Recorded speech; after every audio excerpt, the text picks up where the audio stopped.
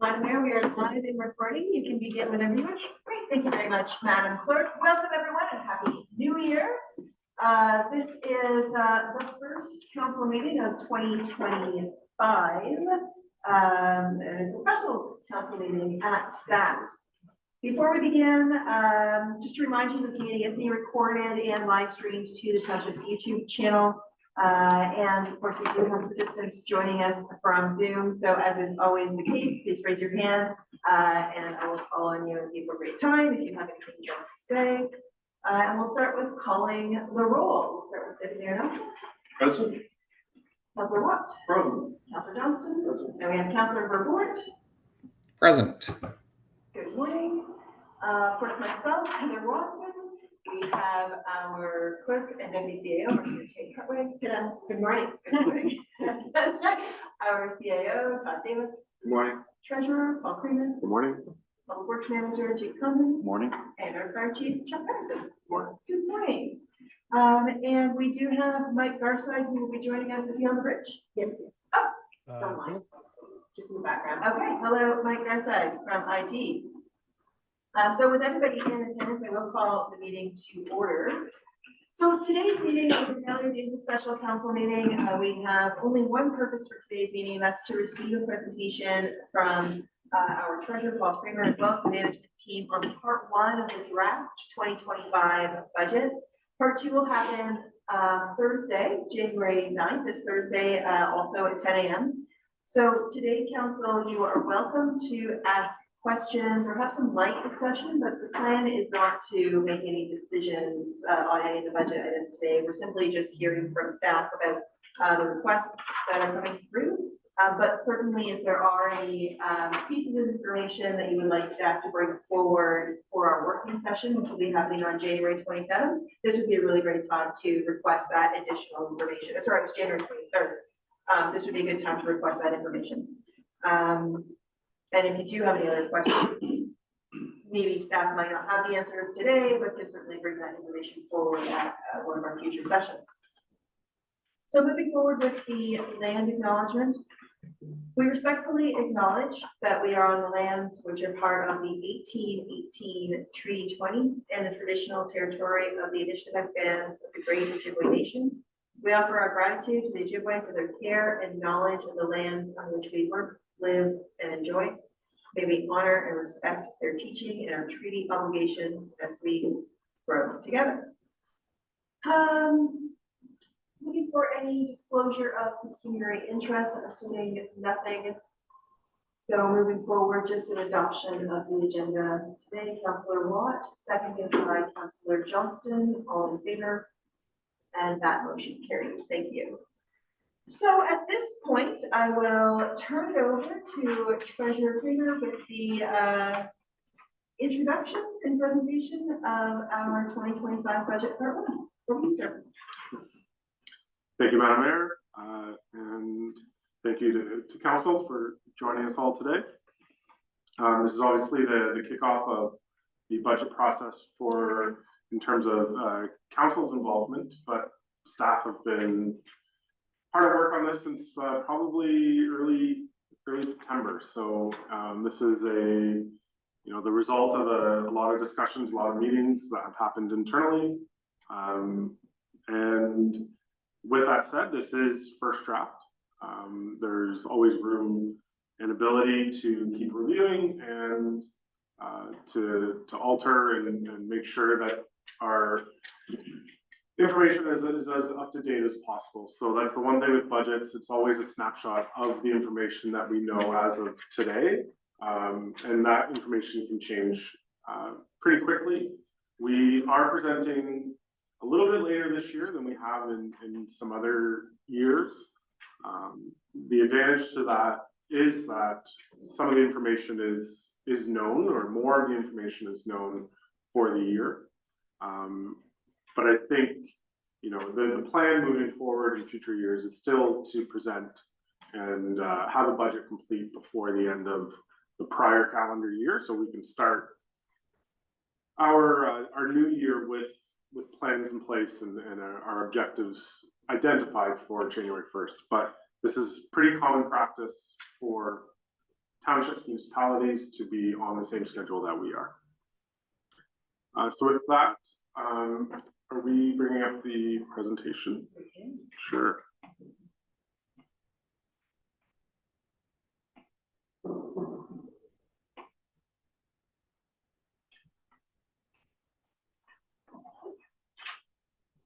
All right, I think we can move on to the next slide.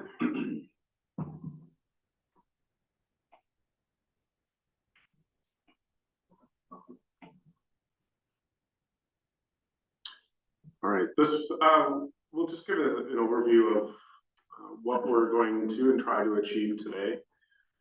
We do have 2 meetings set out to complete the first draft presentation.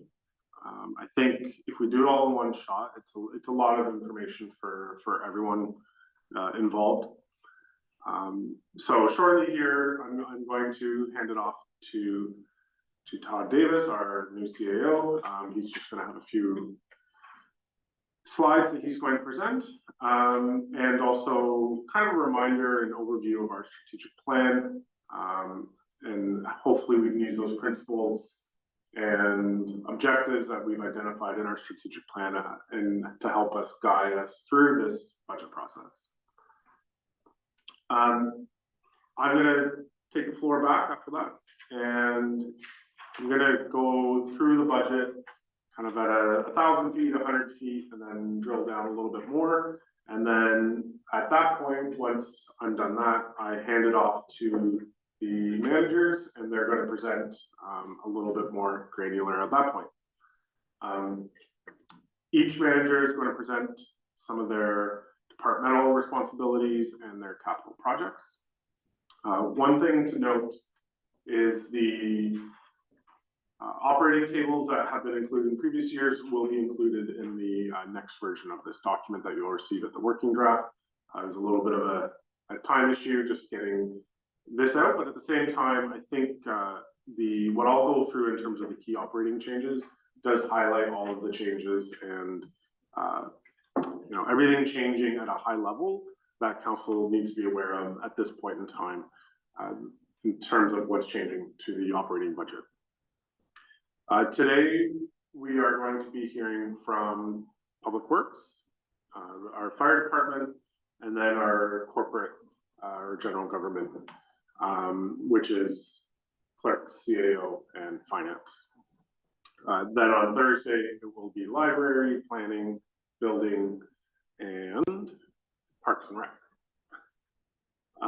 So with that, I think we can move on to the next slide. And I'm going to hand it over to Todd. Thanks, Paul. Good morning, members of council, public. Just wanted to sort of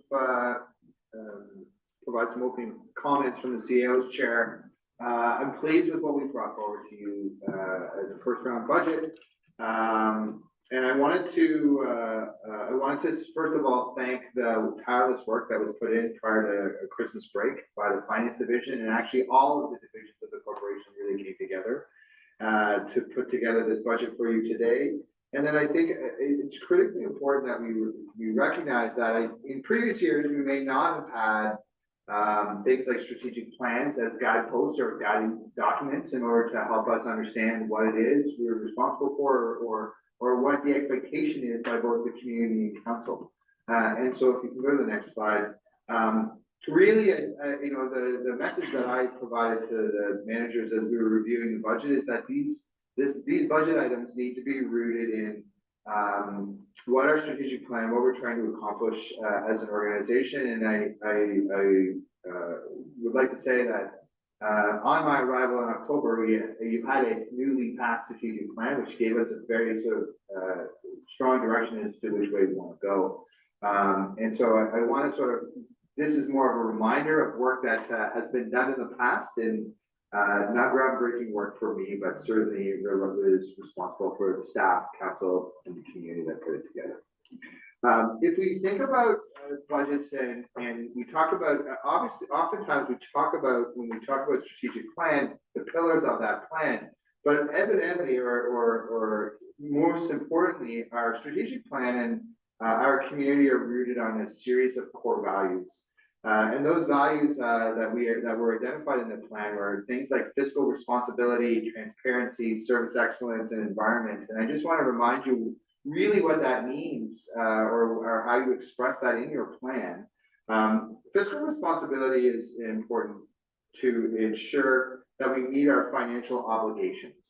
And these are things like assessing our aging infrastructure, planning for the future, and a reminder of things that decisions you've made in the past around new vehicles that we've pre-approved, that had pre-approval for budget this year, and or our overall 1% added to the levy to support the new fire station and public works facility that we plan. That's all part of fiscal responsibility, and those are all important things that we need to move forward in order to move our community forward. Transparency is, I think, if you look through the budget and when we get to some different parts, it's really to the continuum process of enhancing the communications between the municipality and the members of its residents and the members of the public. And that bears fruit in things like website improvements that we'll talk about later on today and into tomorrow, and some of the communication tools we want to use. Service excellence is the third core value that was listed in the plan, and really that's an investment in our workforce to promote healthy, safe, productive, and supportive work environment. And environment is the fourth piece. And really, when I reviewed what an environment means in our strategic plan in Douro-Dummer, it's a balanced approach to both basically development and infrastructure renewal that recognizes the need to protect our land and the environment, but is realistic to our financial constraints and goals. Because I think that's a really important piece from our core values. And I wanted to remind council of these values before we head into deliberations, because I think it helps to root us in the decisions that you're going to make and the discussions that we're going to have over the next series of weeks.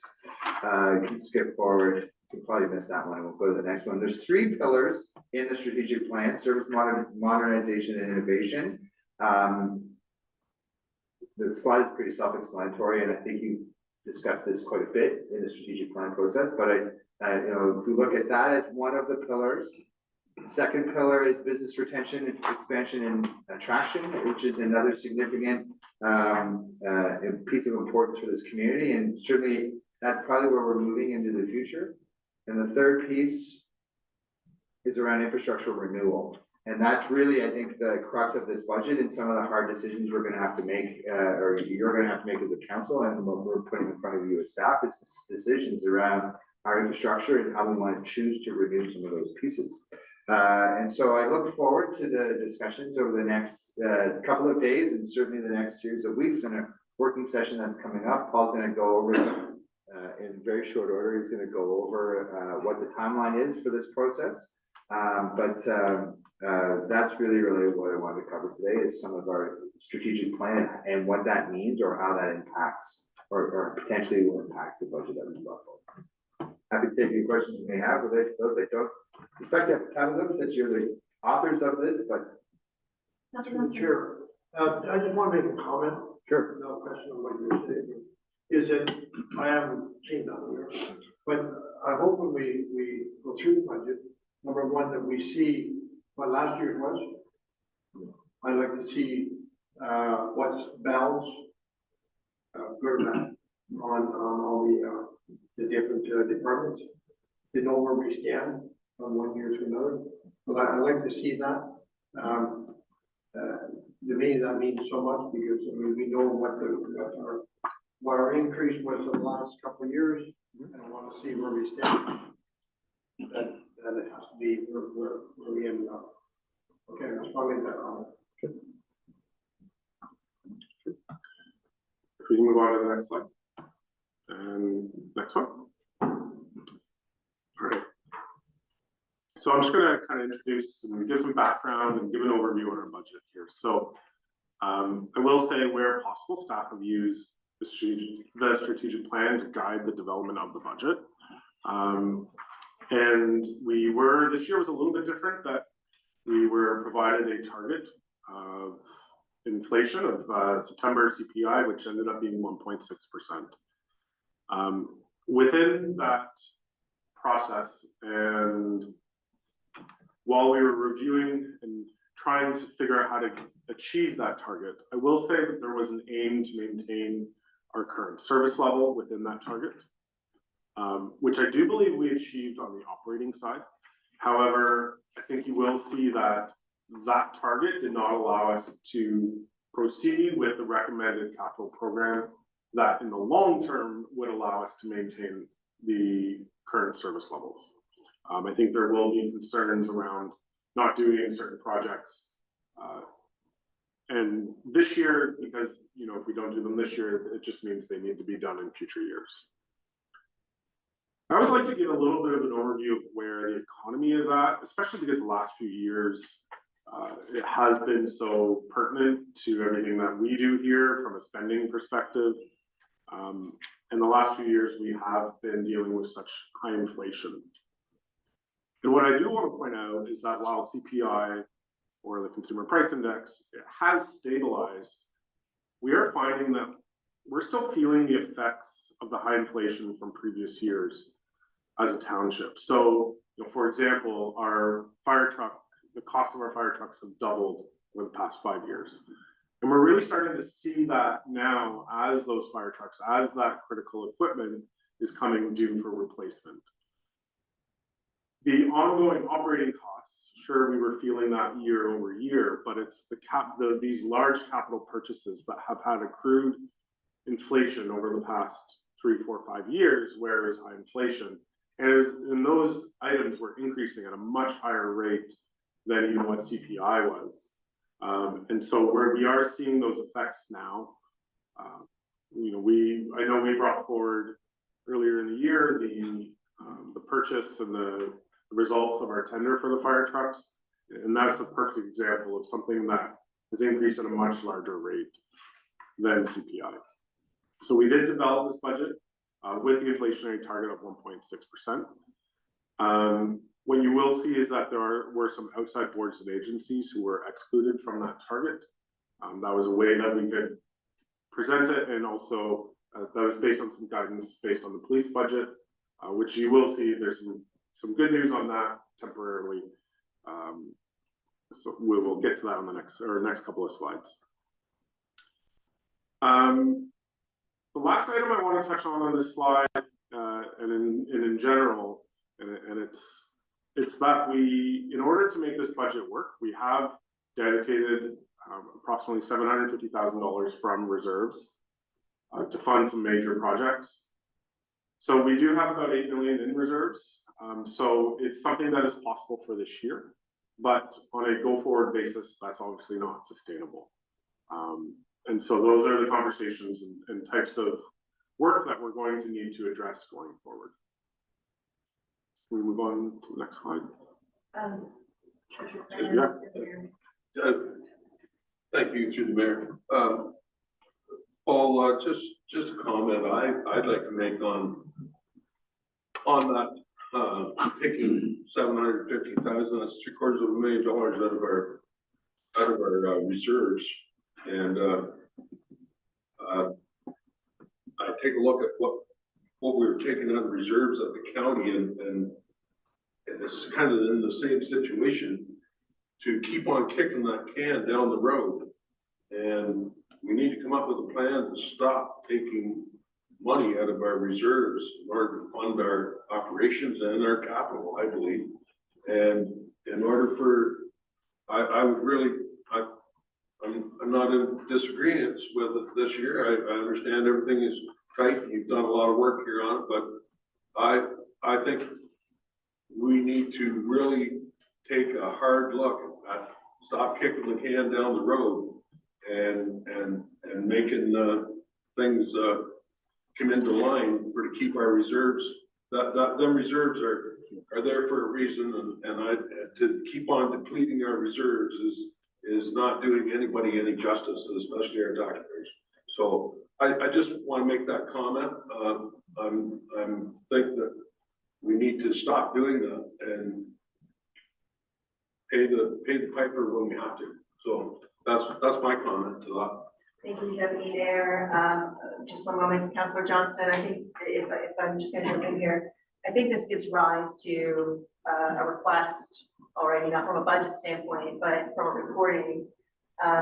You have the summary of the capital program in one of the section 4, I believe it is, of the budget. Yeah, the capital summary, and you're flagging items that are specifically where those items, the funding is coming from reserves. When I was looking at this document earlier, I know strategically council will put money aside in reserves on an annual basis to save up for, to set money aside for our zoning bylaw, for example, that's coming forward. And so to Deputy Mayor's point, pulling from reserves that's planned for a particular purchase, as far as I'm concerned, is perfectly fine, because those are funds that are earmarked specifically for that.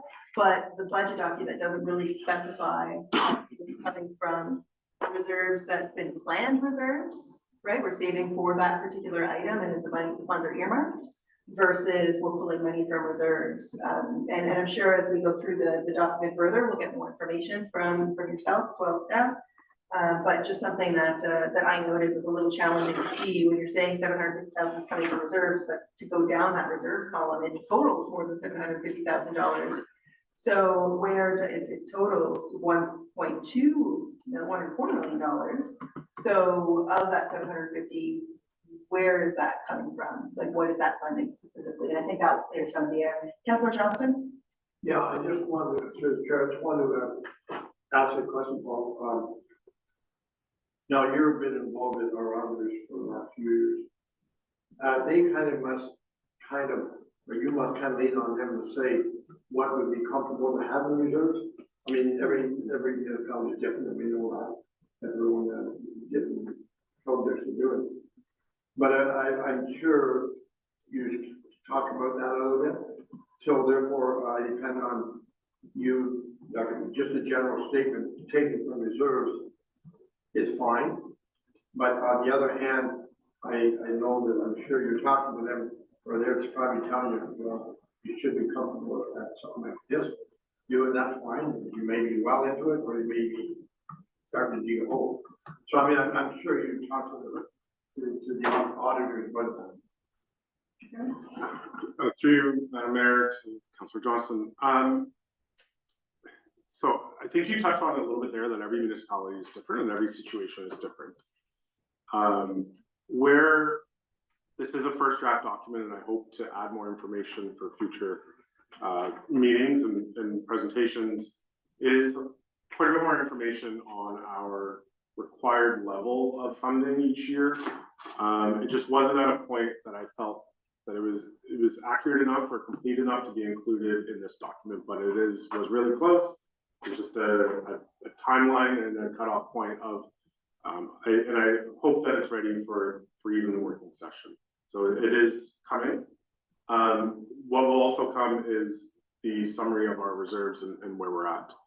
Now, I think where the conversation around this budget will be is, you know, it's fine to have reserves and it's good to have reserves.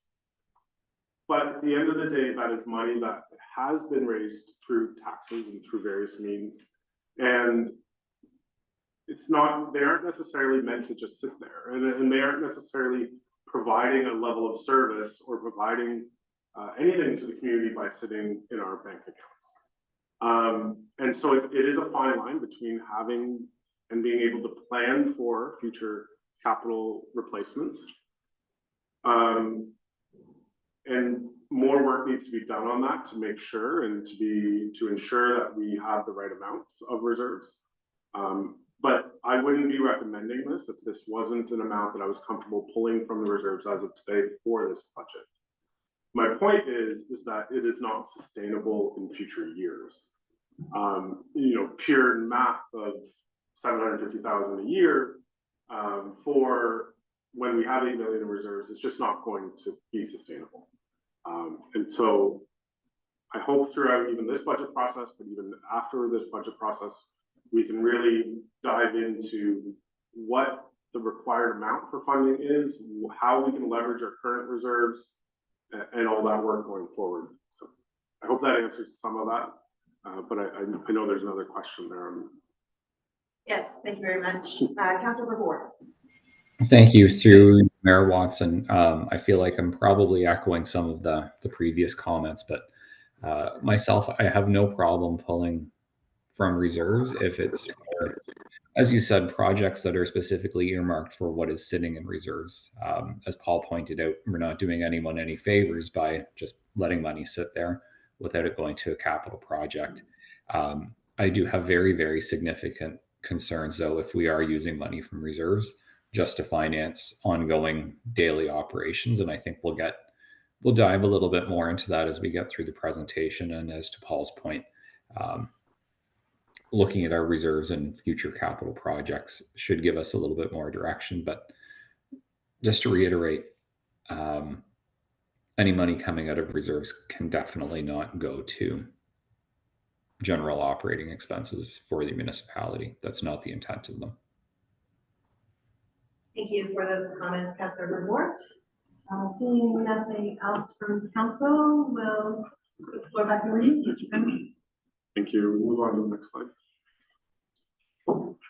So this is what the process moving forward is planned to look like. I know things can always change, but this is the current plan. So we are presenting first draft today and on Thursday the 9th. The 23rd, the mayor mentioned at the beginning of the meeting that we will be having a budget working session. On February 4th, we will be holding a public meeting that will be held during the regular time of council. At that time, though, I will be reflecting and updating, providing an update to the budget if there are any changes between these two meetings and the working session. Then the idea would be that on February 18th, at the council meeting, council would be deliberating the budget. The concept is that the public have had an opportunity to provide input through the public meeting, and then any input can be considered after that and heading into that council meeting. At which point, I would complete a final document for March 4th, and follows the plan, there would be budget passage on March 4th. Just in terms of next steps, so again, I already mentioned this, but information is always changing. If anything does change, I will update the budget accordingly. And I did note here that for the working session on January 23rd, I will be adding the operating budget tables, which will include the year-to-date and more information on the recommended asset management funding levels and current reserve balances. So I know that those were some of the gaps in the current document, but hopefully we can fill those gaps in short order. Next slide, please. Okay, so this is what I was referring to, that I'm going to start at 1,000 feet and then drill down to 100 feet and then drill down even further. So this is your 1,000-foot view of the budget. I know this slide always has lots of numbers on it, but this is also probably the slide that most people go to really see the summary, see what's changing, and see the ultimate change to the tax rate. So what you will see is that the operating budget is increasing 4.6%, which has a 2.6% tax impact. The capital budget is increasing 1.3%, which has a 0.2% impact. We did have assessment growth of approximately 1.2%, and so that means we look at the township departments, and that's about our 1.6% there. The police budget, we did bring a report forward earlier, which was showing a 20% increase. And I think there was, we were on the lower side across the province of increases. There was a lot of pushback, especially from, those communities that were significantly larger than the 20%. So the province has supported and helped reducing the 2025 budget. So that it is now a 3.1% taxing, or 3.1% increase to the police budget, which means a 0.4% tax impact.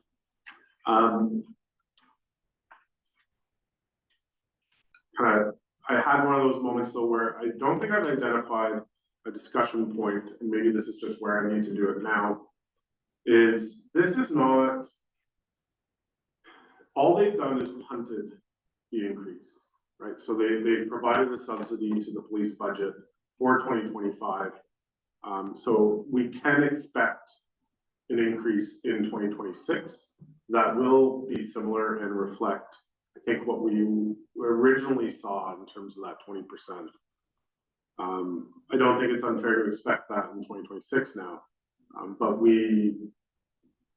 so whether or not there needs to be some consideration through this budget process for some sort of reserve or some sort of allocation to bump up this year's budget and plan for it. That is something that we can consider, as a group, but it was not going to be able to fit into the 1.6% at this point in time. So that is something we have further discussion on, and if council wants to see what that would look like, I can put some options together. So the library budget is increasing 8.3%, which is a 0.2% on our tax. The Autonomy Conservation Authority is increasing 7.6%, which is a 0.1% increase on our tax. We also have our capital levy for the joint building, which this year is at 1%.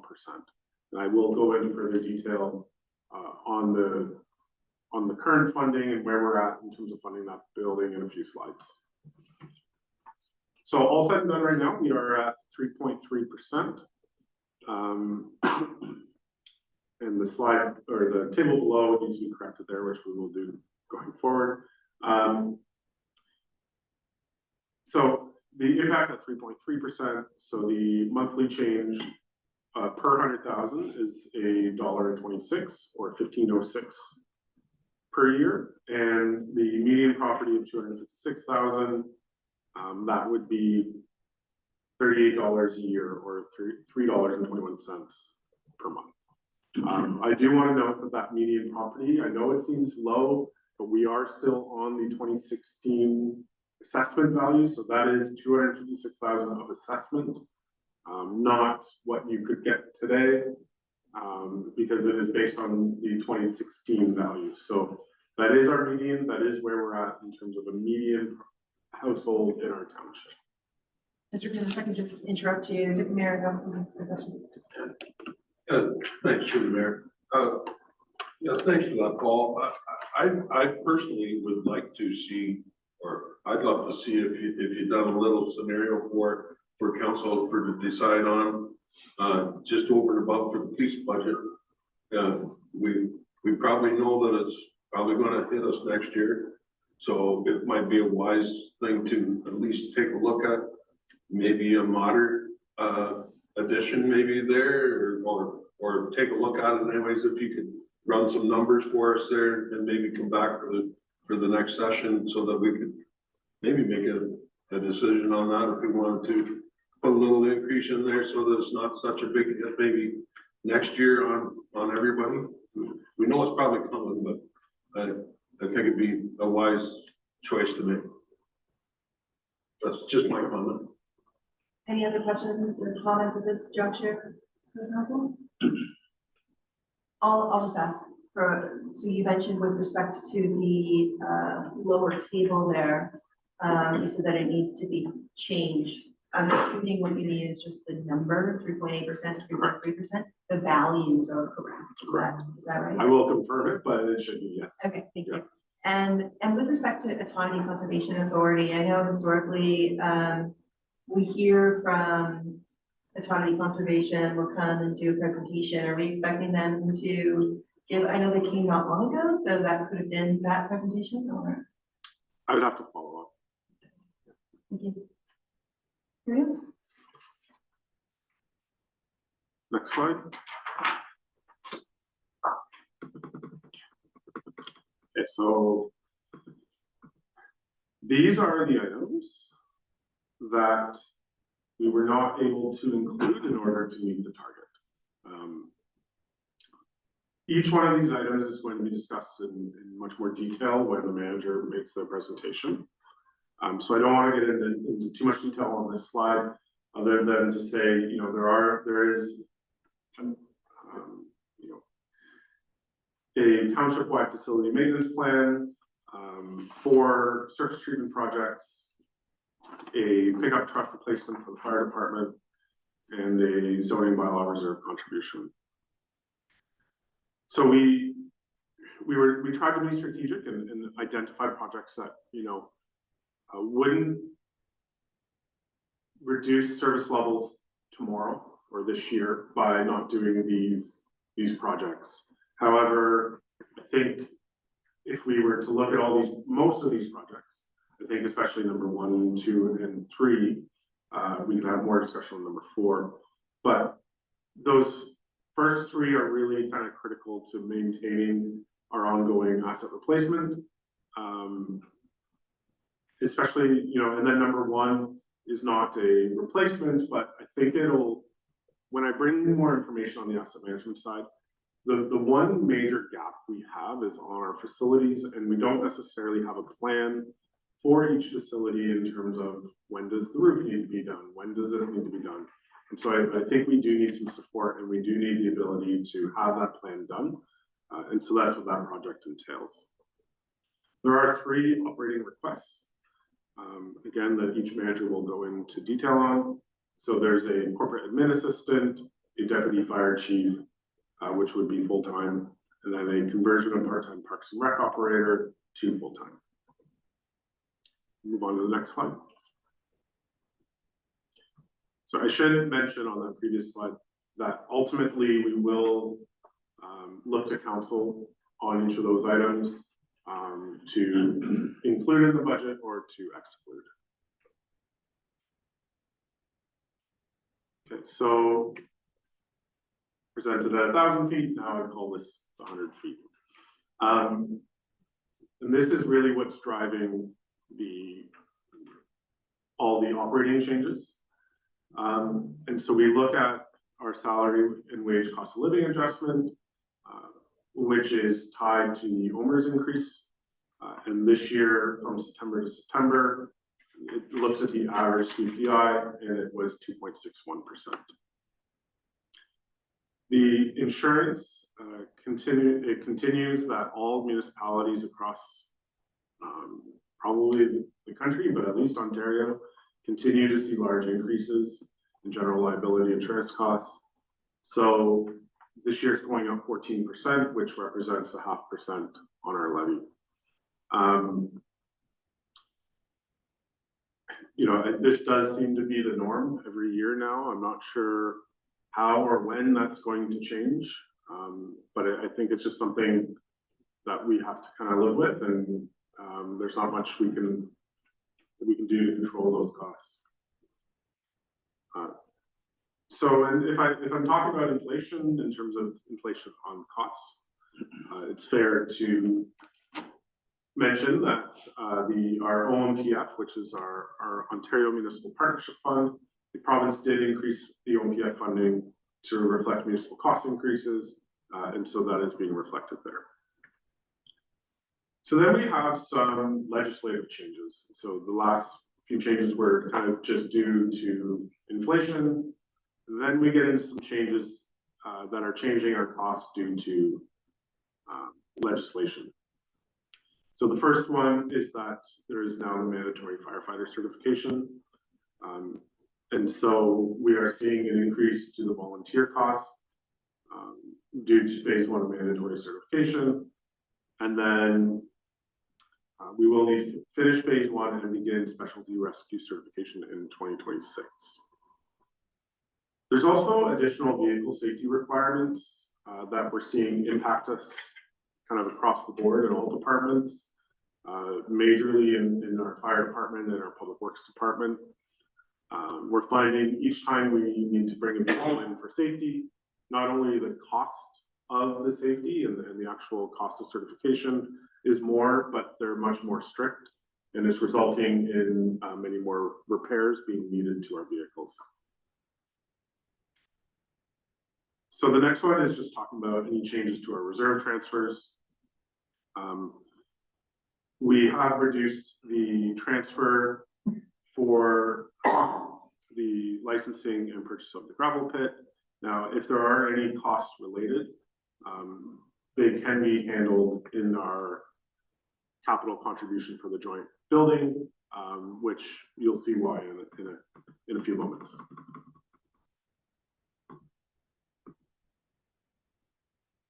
So then we get into the departmental changes, and a lot of these changes are just to kind of right size the budget, make sure that we're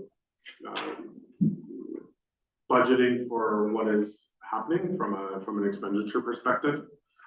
So for council, we are increasing the professional development budget. That's not because council is doing necessarily more professional development budget in 2025. It was noted in a previous financial report that we under budgeted probably in 2024, likely due to previous budgets, council not attending in person or not attending as much due to COVID.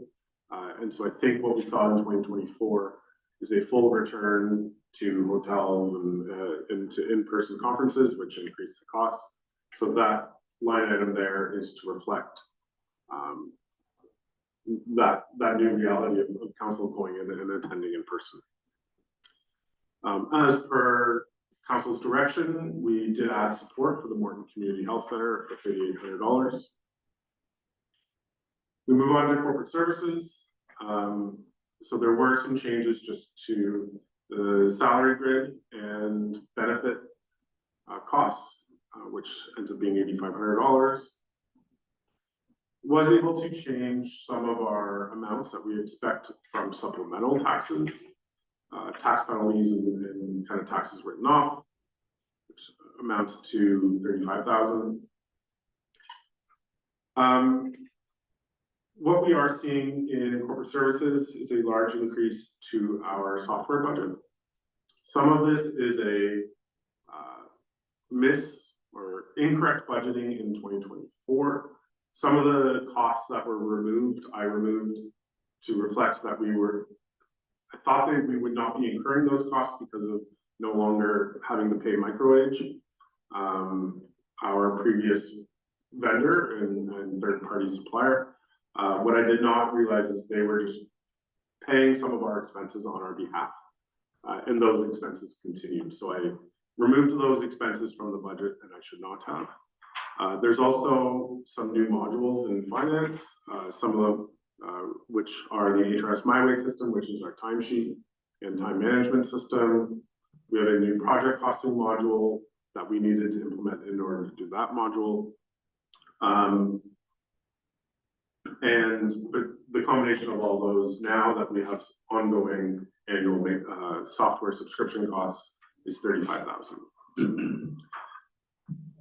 We're also seeing our subscription cost for Microsoft Office 365 and an increase to our audit fees. This is more just to reflect what we should be expecting annually. I think we've been under budgeting in previous years. Moving on to Parks and Recreation. We were able to increase the rental income at some of the facilities.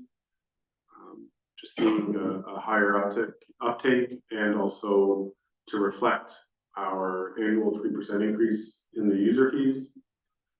Now, those additional hours in terms of rentals, does result in additional people needing to work and work at the facilities. So we do have to offset the rental income by the additional staff to work those rentals.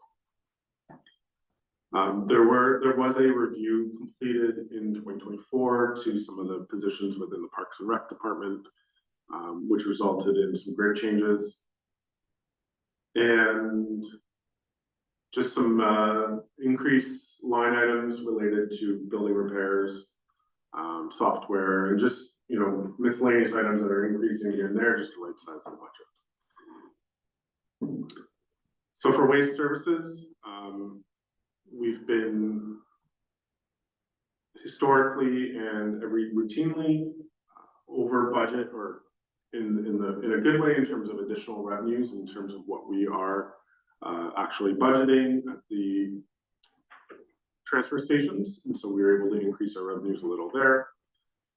And then we just have a myriad of increases throughout the organization that result in under 20,000. So again, I know this is the 100-foot view, and at the next meeting, you will get the 10-foot, if you will, in terms of the operating summaries for each department.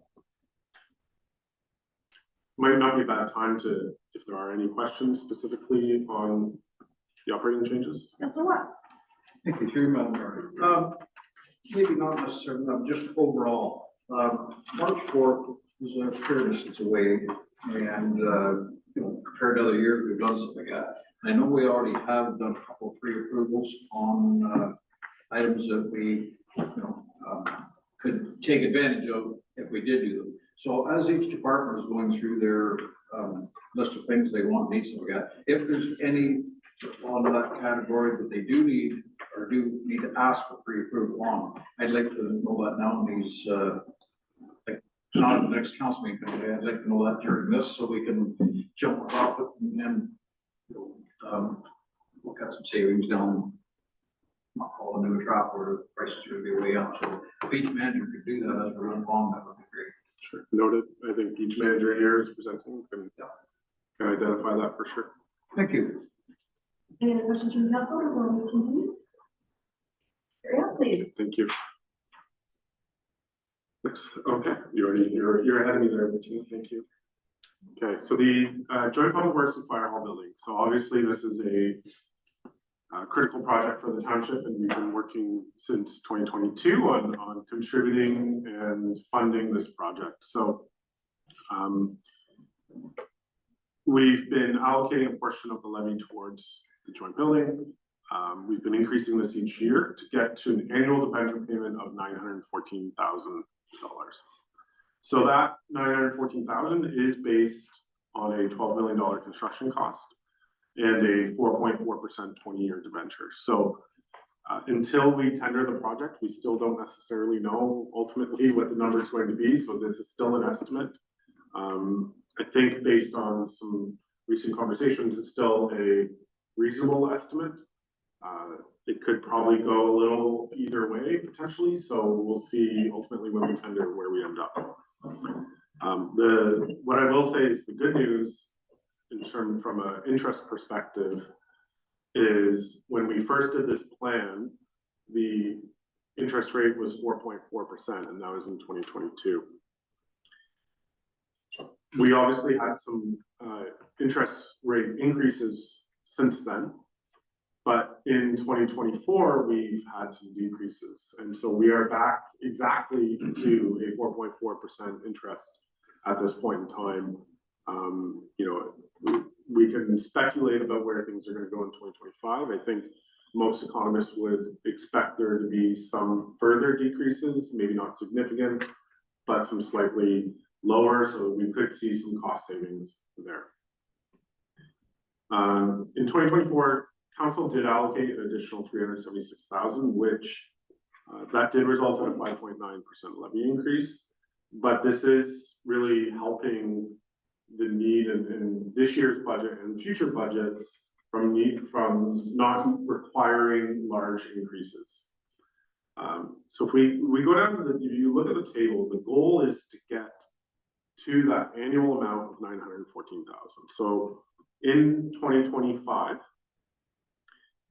if the 1% is approved, we would be at $583,000.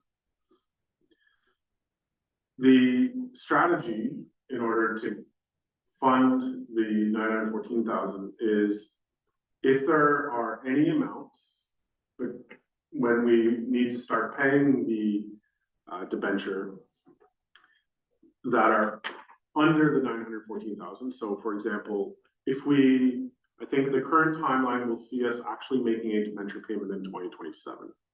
So in 2027, we'll have $726,000 from the levy under this strategy. And the difference would be $188,000, and that will be coming from reserves. Now that will come from the previous years and the previous amounts that we've been contributing.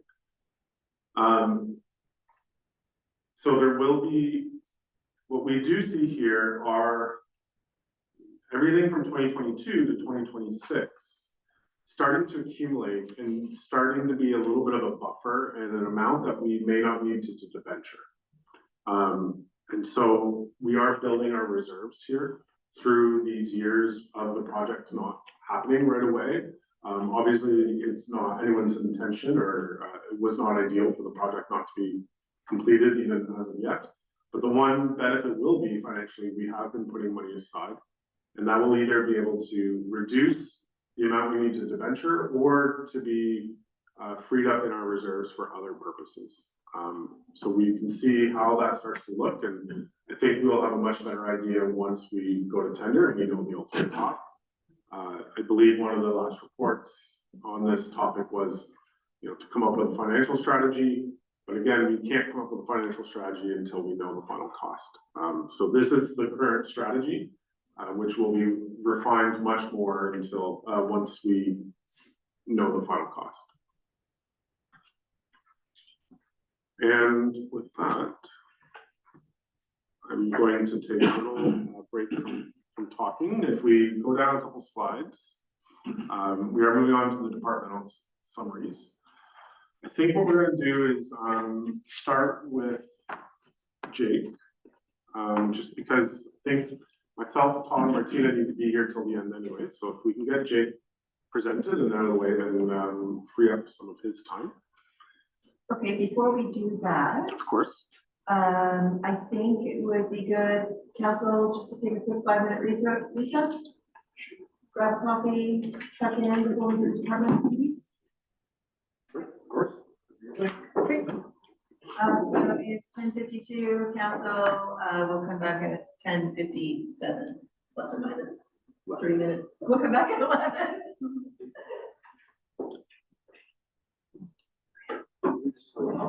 What's that?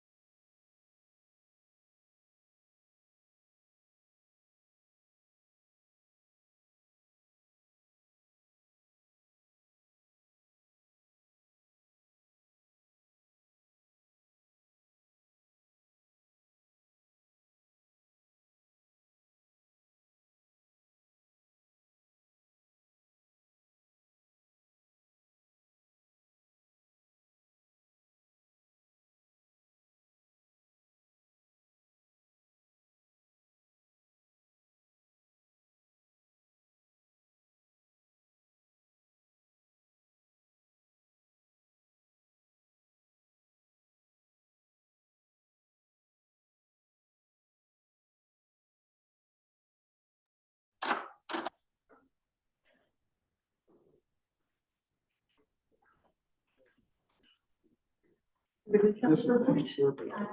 Maybe that one.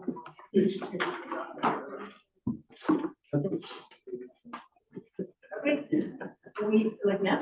Yeah, okay, so it's 11:01 and we're officially back from recess. And we left it off with the departmental summaries, and I believe Mr. Conlon's gonna kick off the first summary for this session.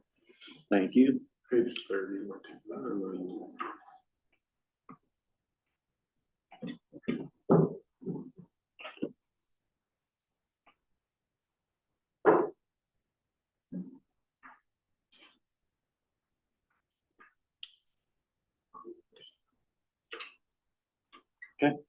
Thank you. Through the mayor, the Public Works Department, I'll give you a little summary of overview of what we do in the department. We oversee and facilitate maintenance on capital activities for 520 lane kilometers of roadways, bridges, and culverts.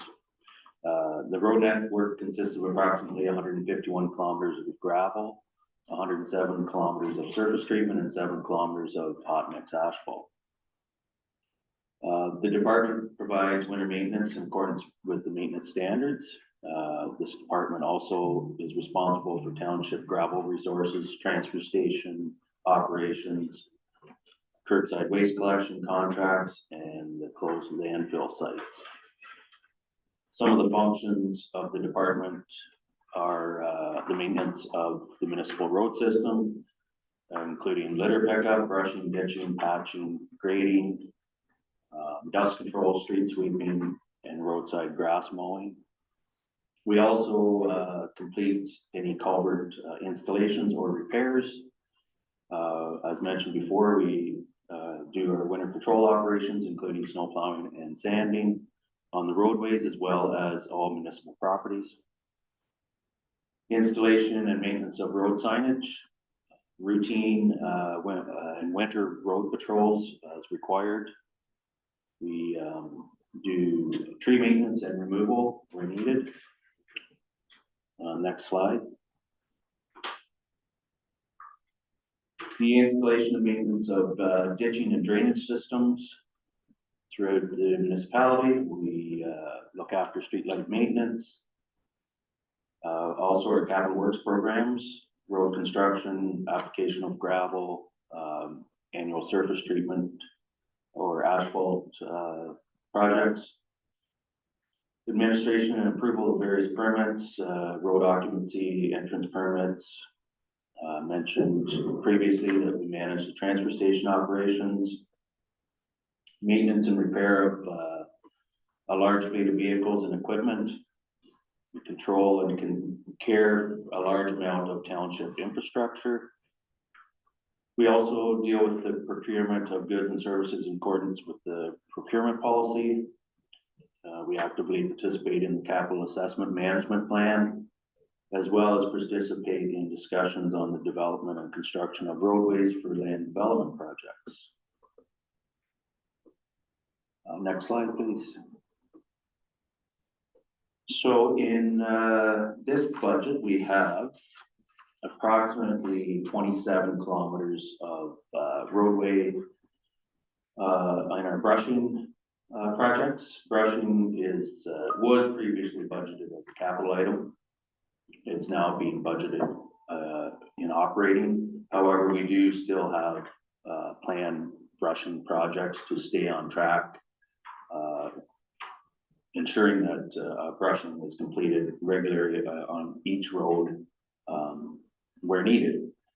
So the following roads are, I won't go into each and every one of them, are budgeted on the 2025 budget, which is approximately 27 kilometers. There's 15 different road sections there.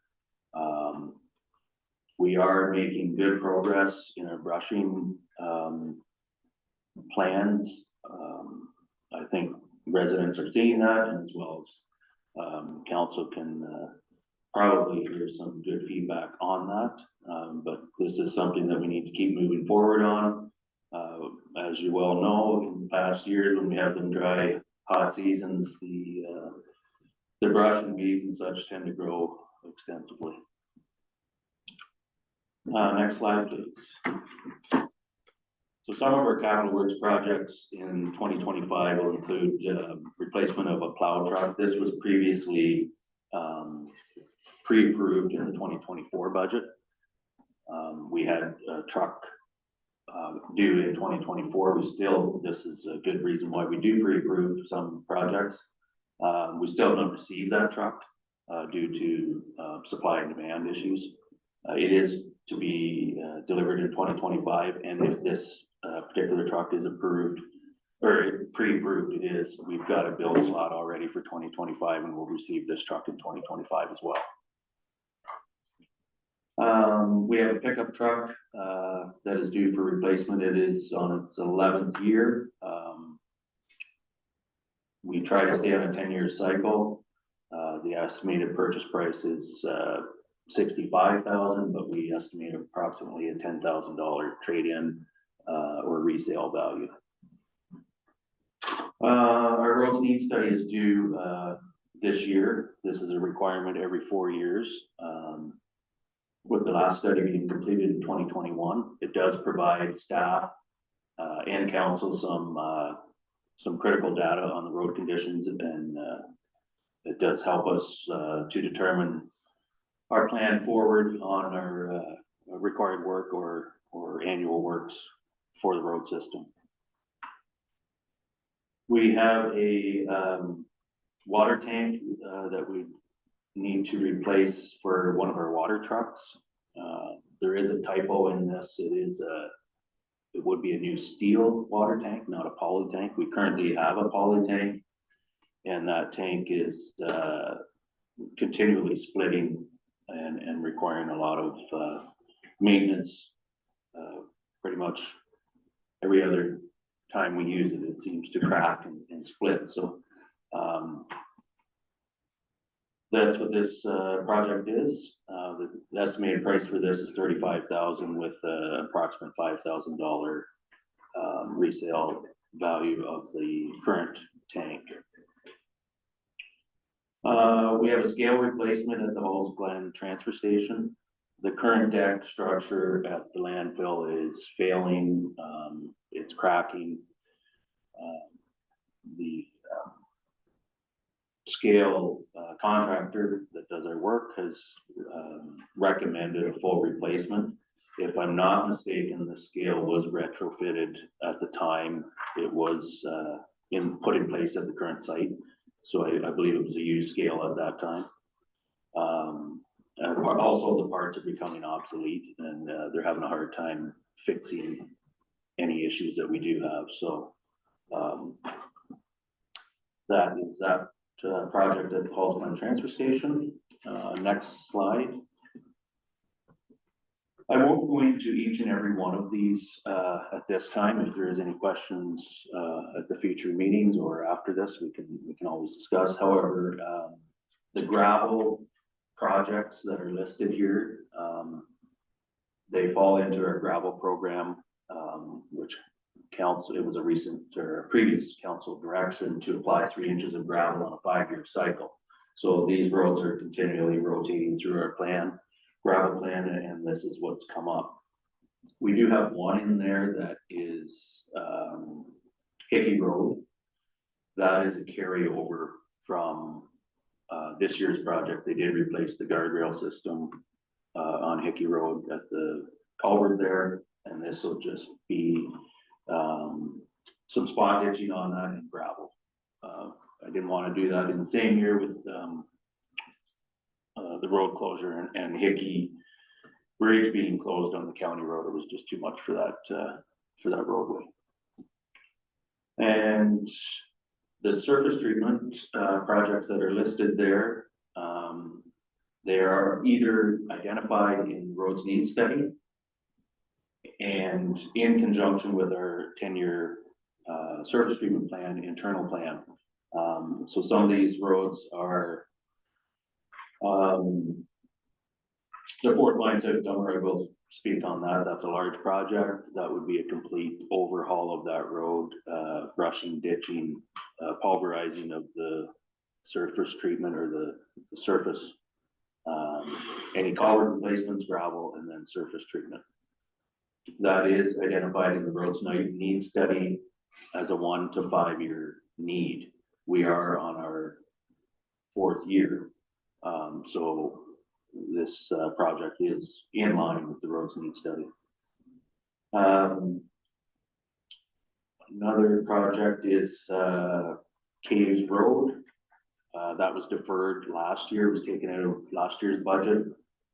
It is identified in the roads need study as a now need. That was in 2021, so we have delayed that project a couple of times.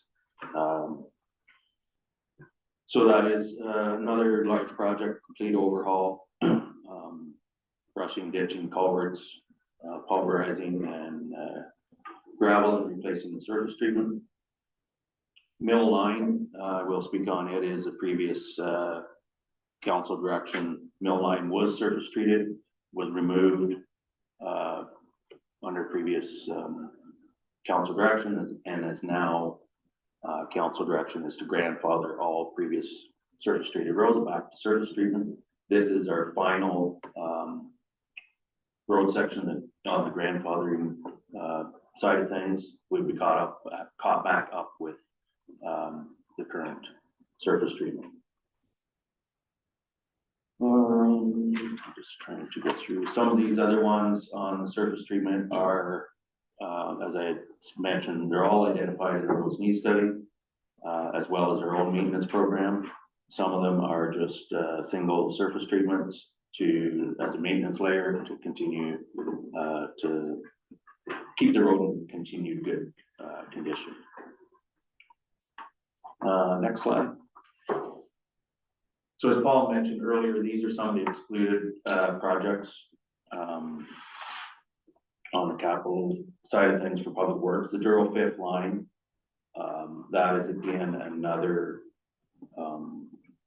surface treated section that could have been torn up, I guess, and put back to gravel. It wasn't. It is in bad shape.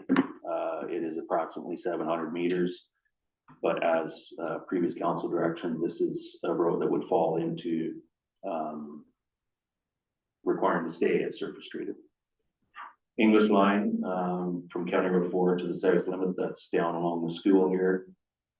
That's identified in the roads needs plan as a 1 to 5 year need. Galloway from McCracken's to the west limit, that's a short section into a turnaround or dead end. Again, identified in the roads need study as a 1 to 5 year need. And Strickland Street from Highway 28 to the Douro 5th line is again identified in the roads need study. It's a 6 to 10 year need. However, you know, we are putting it in here to stay on top of things. So that is it for my presentation. If there's any questions, and try to answer. Questions from council, Councilor Watt? Thank you, Madam Mayor. Through you. Just a couple of questions, if I may, please. Where are we sourcing the gravel from for the roads at this particular time? Is that from our 6-line pit still, or is it run out and we're purchasing elsewhere? No, through the mayor, we still have the contractor believes there's probably another 2 years of crushing down there. We have another year for sure. We have been in discussions with Drain Brothers for an alternative plan on in the same area for surface or for gravel resources, future gravel resources, and those talks are ongoing, and some more information will come forward for that. My second, if I may, please. And I know we did discuss it before, but I just couldn't remember where, how, and plan. In the village of Warsaw here, the road that goes from the arena up to Works, and the one that goes from the upholstery place up to the graveyard. I know they were talked about ripping them up, maybe that micro. Anyway, any idea where they're in on the plan? They're pretty rough. Those through the mayor, those streets are identified in the roads needs plan as a requirement of a 1 to 5 year. However, I guess I'd like to do some more research on what top we're going to put on that, and I haven't as we had discussed earlier, the product we used on Daleview, at that time, it's still holding up well. If we did that at that time, I would have put that product on these roads in the municipality or in the village here. However, the prices have went up. It's more comparable now with asphalt. So I'm tossing it around which way. It'd be nice to have in the village as asphalt type of surface. It would last 20, 25 years, maybe more, with the limited traffic volume on it and such. So it's just, it is in the works and it's in the near future. However, we're just trying to nail down the right way to approach it. Perfect, thank you. Councilor Report and Councilor Johnson, please. Thank you, Mayor Watson, through you. Just a quick question on surface treatment. Are we looking at doing any projects with new surface treatment other than the one project that is being grandfathered in from previous council decision, or are we status quo in terms of kilometers of existing surface treatment? Sorry, through the mayor. No, there is no additional new projects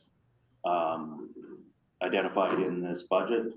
As you'll see, the budget our maintenance of our surface treatment is quite costly. We're not in the place right now to be adding any further surface treatment projects, in my opinion. However, if council's wishes to add new surface treatment, by all means, if the funds are there, we'll work with council's direction. Thank you. Councilor Johnson. Yeah, through the chair, that tank, the water tank, you say that only one is leaks all the time you go to use it? How do you fix it? Through the mayor, it's plastic weld. So we have to get a plastic welder to come in to repair it.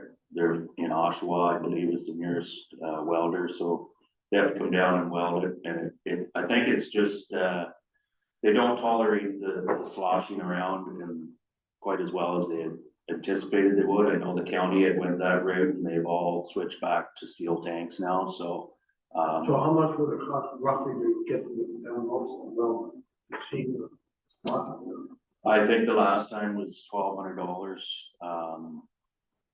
to come down and repair it, but it's down for, I think it took them a week to get here. So we lost that for a week, and we currently have a steel tank on our other truck. So this tank would then be an additional steel tank. And now my question, the reason being is that, if we think we get $5,000 for it, something like all the time, then you have to get $5,000 for it. Well, currently it's repaired, so it's in working order. It's working right now. But like I say, every time we use it, we tend to spring another leak, so it's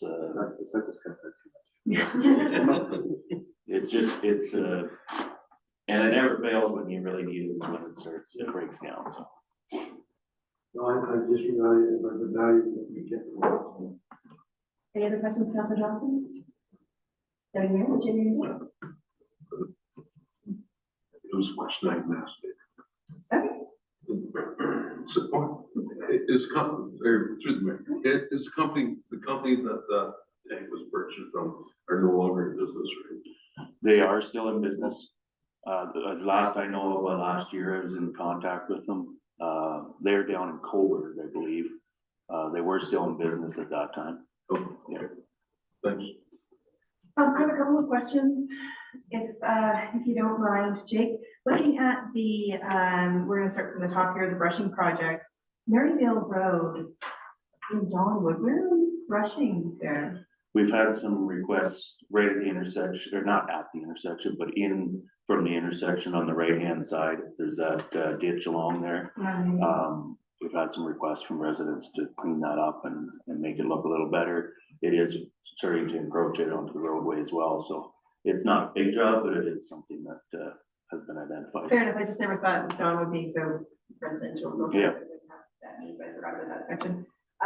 Also, you referenced White Lake Road West. I know earlier this winter, there were some discussions with the White Lake Association about some concerns with illegal dumping in the ditches and such. Is this where that was? Is this to mitigate that, or it just needs to be done?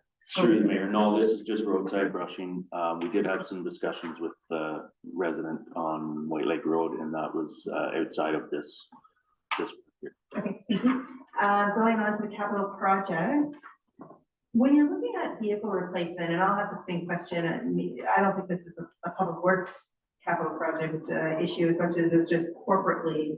We look at that 10-year rotation or service life on all vehicles. Why? What's the rationale? Can anyone speak to why 10 years is the magic number and not say, mileage on a vehicle, like the odometer reading? I know personally, when I'm looking at whether or not it's time to replace my vehicle, it's, okay, is the body holding up and is the engine still strong, right? And usually it's not necessarily always 10 years, it's time to replace. So I'm just wondering what that rationale is. I can kind of speak on the public works side of things. These vehicles don't tend to get the mileage that you may, as a private owner, get. However, they may have as many hours on the engine as you do miles. So they wear out, they have more hours than they do miles regularly. They're not driven in the best of conditions at any time. The salt, snow, salt, sand, all that stuff is starts to deteriorate them. And rust is a large factor. And a 10-year life cycle, I think it gives you the best trade-in value. If you wait too much longer than that, you start to lose the value that you'll ever get out of the vehicle. So I think there are times, like you say, the previous two plow trucks that we had budgeted for, one was 13 years and one was 14 years. We do try to extend that life cycle. However, sometimes the vehicle just is in rougher shape than another vehicle at a 10-year time. So we do look at them to see if there is any chance to extend it. However, I think that's where the 10-year life cycle comes from. It's the best time to look at trading in that and upgrading. Understood, thank you. The roads needs study, in the document, you say it's required every 4 years. Can you please remind me who requires us to do that? Is it a council requirement? Is it ministry requirement? Which ministry? This is we're legislated to have this completed every 4 years, as well as our structure inspections, which is any culverts, large culverts, or bridges. They are required every 2 years. So we had just had that completed this year. Unfortunately, they don't fall on the same years. Yes. Yeah. It's required of the MTO. Yes. Sorry. Yes. I was gonna ask if you had. No, that's fine, thank you. And lastly, I won't go through the road program list, but I recall a few years ago in the budget process, there was a map that was provided to council that showed, it was like color coded, it was like pink if it was surface treated, if it was blue, if it was gravel, like to kind of identify those sections. If it's not too much trouble, and it may be because everybody seems puzzled when I'm suggesting, it would be great to have that. Like just as an example, the English line piece that you had referenced, when I was reviewing this document in advance of today's meeting, I was just like racking my brains trying to understand whereabouts that English line specifically you're referring to, because it's very nuanced, right? Yeah. And so it may be easier just if I have specific questions on specific pieces, I can just ask, and if it's a lot of work for staff to put the map together, that's fine. But it might be also a good tool for residents to be able to see what areas are being done. Sure. I don't think we're recreating, we're really asking for a map that has already been created. Like, I think it dictates the areas. So. That's the short answer. All right. That's all the questions I have. Thank you. Oh, Councilor Johnson, sorry. Chair, now, you were saying with replacing the scale at the Hall's land. Now, you're saying that it breaks down sometimes or whatever? So what happens if it breaks down when we're going to use it? Like when people are going over it, like you can't wait it, can't wait the equipment, but, you know, if bigger loads. Through the mayor, no, if it breaks down or if there's a power outage or something, we have to, we just have the attendant has to take a guess at what it is and we move forward with our, the approximate cost that way. Generally, it's been the load cells that have broke down and they're $2,000 to $3,000 a piece, and there's 4 of them at each 1 inch corner. The deck, like I said, is now corroded and got holes in it. Yeah, it's just an ongoing thing, and he did at the last time they were up to repair it. I did ask him to give me an estimate on what the cost would be to replace it. And you also spearhead the recycling? So last Friday, there was an issue that a lot of people didn't get their recycling picked up Friday or Saturday. Was the vehicle broke down or something? Did you know or what? I'm not aware of it. The township does not look after recycling. MTER is. I think some people phoned the township saying it wasn't picked up. Well, we received phone calls for sure, but no, I didn't hear anything about it last Friday or Saturday. Councilor Moore?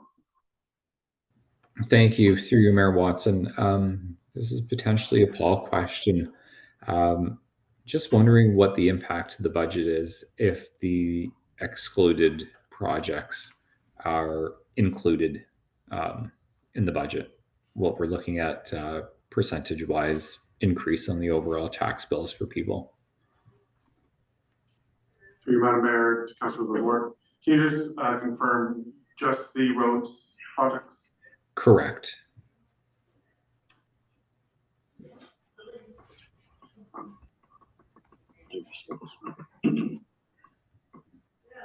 I hear a calculator in the background. Yes. Some clicking to get to the right slide. The wheels are turning, Councilor. The 1.9%. Okay. Increase of 1.9. Okay, so it's an increase of 1.9%. Versus the 1.6 that's currently in the budget. Okay. Thank you. Okay, I don't see any other hands up on this, so thank you very much, Mr. Bond, for your presentation. And Mr. Grimm, would you like us to? Yep, we can we move on to Mr. Pedersen. Okay. Chief, over to you, sir.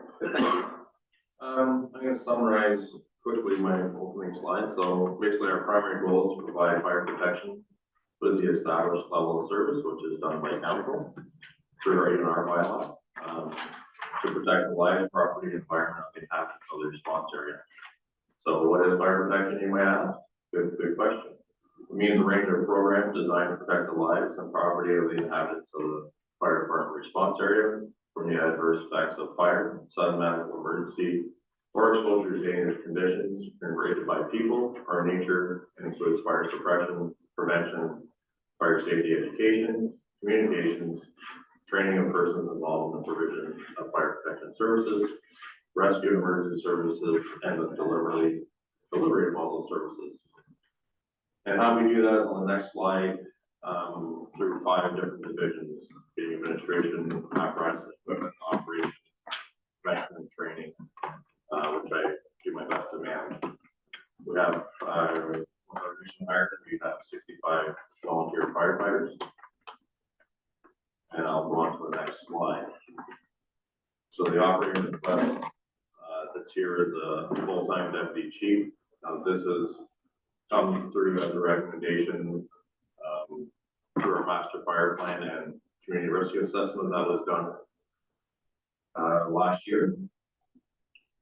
So that's been identified in there. I mean, I've certainly seen the increase between call volumes, you know, doubling since I've started here, and just a lot of more administrative work.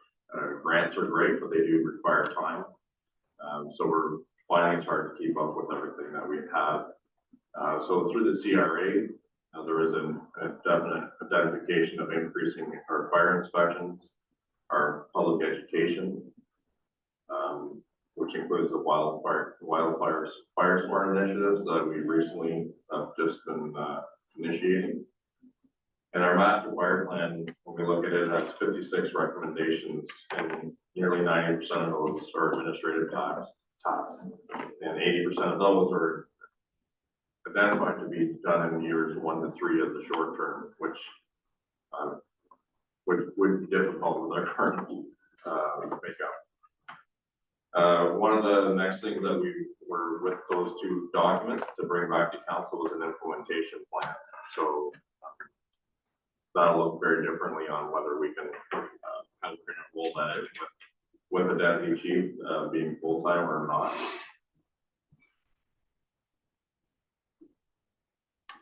I'm sure there's questions on that, so if you want me to pause, I can do that before we get into our capital projects. Sure. I'll be entertaining any questions on that if there is one. Thank you, Chief. Joe, any questions? You? Council report. Thank you, through you, Mayor Watson. I'm just looking to refresh my memory in terms of the community risk assessment. Was that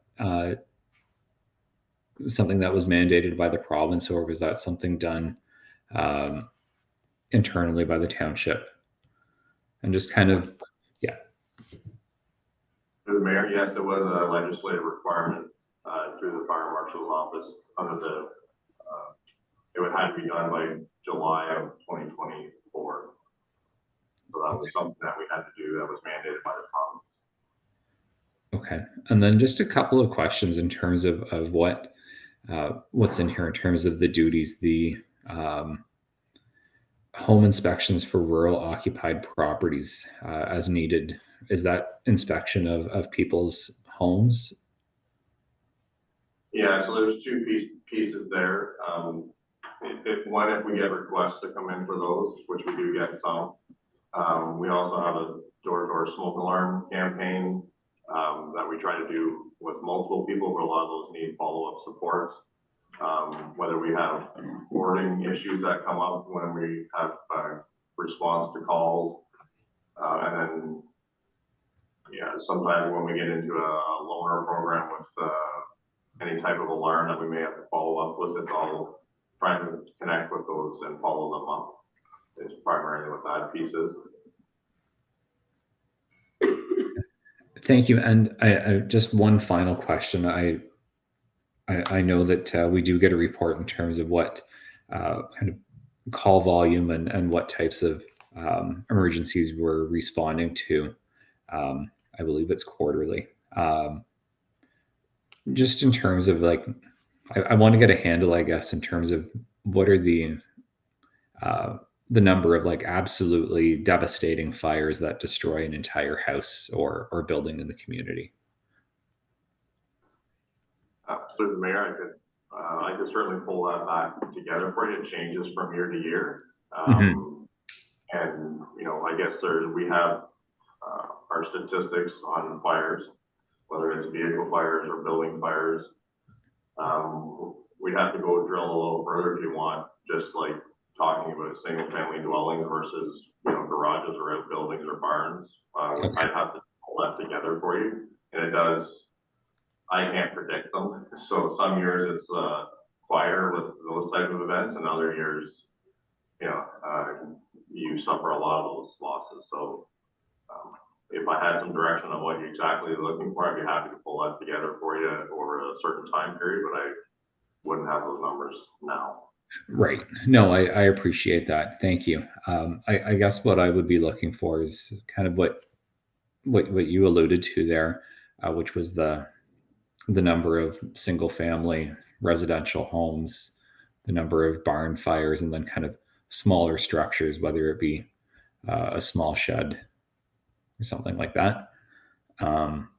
Just to kind of gauge what the volume of complete catastrophes are in the township, because it feels like this role is highly preventative in terms of the responsibilities that the person would be taking on.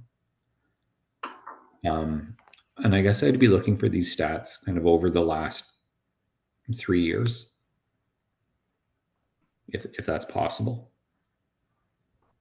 Chief, is that possible? It is, yes. Thank you. Thank you. Councilor Johnston. Through the chair, I've got one question that, if, when you did the volunteer, going door to door check on, or firearms and that, what if someone don't want you in the house? Can they actually say, sorry, you're not coming to my place?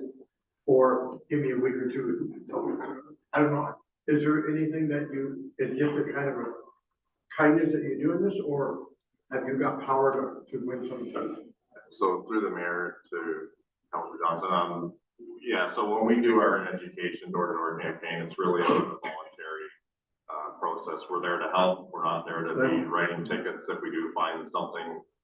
We're just there to make sure that people have the protection that they should have and they're required to have.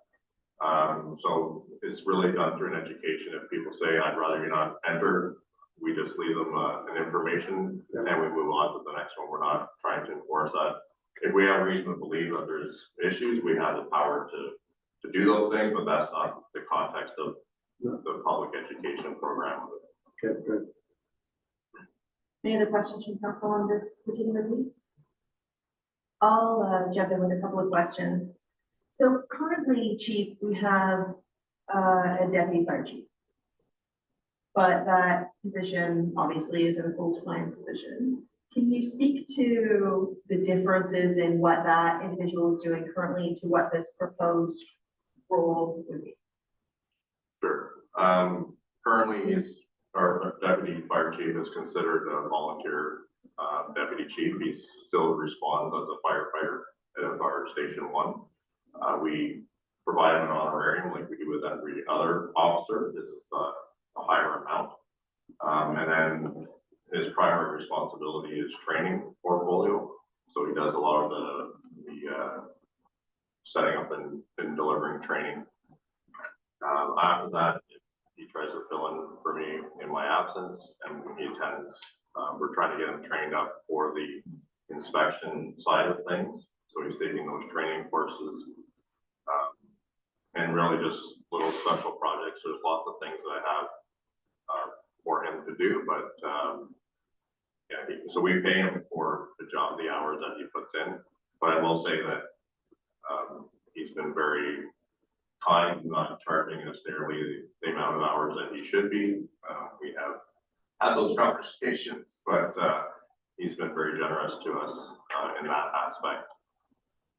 So moving forward, yeah, and what you see on the slide is some of the things from the CRA on the public education and inspection piece. I don't have all the recommendations here in front of me, but there's a lot of administrative tasks about updating, reviewing, dealing with our mutual aid plans, our automatic aid agreements, all of our, we have a significant amount of operating policies, guidelines, best practices, procedures. They want them all refreshed, which is a significant amount of work. Those are the things that come off the top of my head. There's a lot of, besides going out into the field and doing some other work, which is, there's quite a bit here to do. There's a lot of administrative support that could be utilized as well. Thank you. So of the 6 items that are kind of the buckets of job duties, continuous assessment, wildfire education and such, I'm assuming, maybe it's wrong of me too, I'm assuming that item number 5, the master fire plan with the 56 recommendations would be the bulk of that work for this individual, or how do you see the pie chart of hours being spent for a full-time deputy chief? And I'd also, and I don't need an answer on this right now, Chief, but I'd also be curious to see almost like a Venn diagram, an overlap of what currently our deputy chief is doing and where the hour gaps are, time gaps, right? In the average, 40-hour work week, say, how much time is currently being spent versus what's being proposed and where those tasks would be absorbed. Because when you mentioned training currently that the deputy chief is undertaking, like in terms of a role, I don't see training is listed as one of the 6 items specifically here. So, like, is that going to create a gap, or is that something that would also be absorbed by the position? And then financially, I'm assuming a budget gap, because the current deputy chief, through the honorarium and what have you that's being paid, and thank goodness, thankfully, as you noted, the kindness of his heart to be willing to put in more time than what's actually been billed, but to get an understanding of, what are we paying currently for that role versus what that cost of the role is proposed as a full-time position. Sure. If there's a way we can get some sort of comparison, it would be helpful. Yeah, so I can answer a couple of questions. The training would be, would continue. This would be additional on top of that. So going back before I was even here, over 10 years ago, we had a deputy chief that could work up to 20 hours a week. So before I started that, there had been some job changes and some things that were happening with him personally, so it wasn't really happening. And then, that's what we've kind of continued that, trying to get up to the, stay within those hours. But it hasn't really happened, to get that many hours in. Sometimes it does.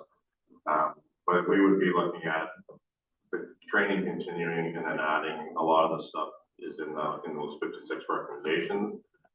The inspections are more than what you would think just by looking on paper. It's not just walking through a building, but it's doing the research and writing up the orders, and then all the follow-ups and those things. It does take, I know, because I bit off more than I could chew this year by trying to do the resorts, and there's a lot of time involved to get it right, and we want to make sure that we are keeping corporate liability out of the picture, making sure that these are done properly. So there was a part there I lost one of your questions. Yeah, so currently right now, I would say we're probably in the $15,000 to $20,000 cost that we're paying our deputy. But again, I think he's way under charging what he's actually doing. But that would be about what we're paying our current part-time deputy. Okay.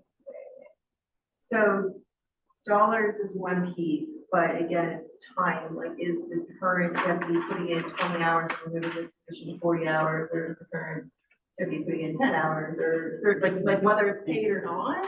Yeah. If we can get a sense of that, to understand how big of a jump that is, from adding on that role. Deputy Mayor.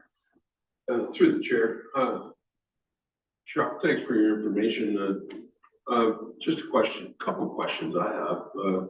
Chuck, I believe I'm under the understanding most municipalities are moving towards a full-time deputy chief. I believe most of our neighbors, some of our neighbors have already moved that to a full-time chief or deputy chief. Is that correct?